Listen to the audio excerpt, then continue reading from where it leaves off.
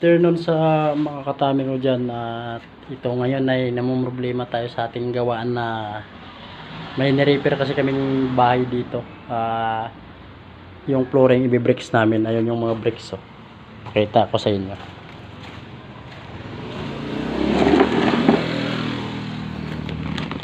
Ito mga katami, ito yung ating gagamitin,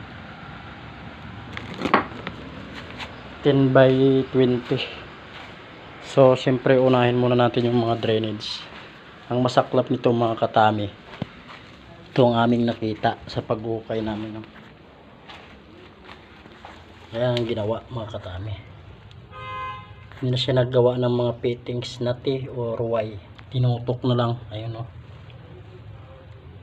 ayan.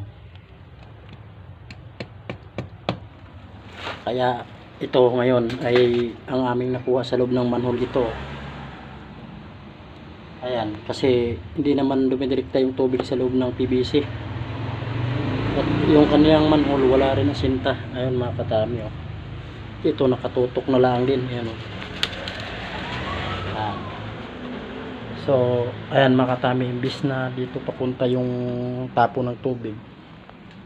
Ayan, at ipakita ko sa inyo yung ginawa.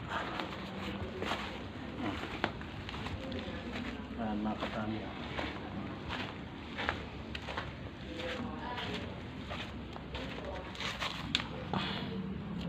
Ayan, dito ang klibi, dito papunta. Ayun oh.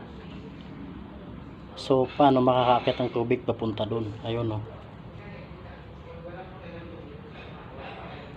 Ayan. So ibig sabihin yung tubig nandito sa ilalim ng flooring dahil di siya makakaahon doon. Ayan oh. Oh, nauka na dito. Ayan, ayun. Ayan mga katami, but gumawa pa siya ng manhole dito na wala namang tubig na umaagos. Ayan o. Oh. Ito yung isa. Oh. Ito o. Oh. Ayan. So paano makakaahon ang tubig mga katami? Mataas dun. Ayan. Tapos dito ang bagsak ng tubig. Paano babagsak ang tubig dito? Tapos bumara na yung tubo gawa dito.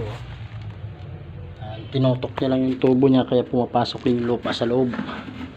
Pakita natin yung in-style niya mga katami. Oh. Nakaganyan lang mga katami. So tayo ngayon mamumroblema kung paano natin ito gawa ng paraan. So nagpabili ako ng 2 pirasong bakal digis.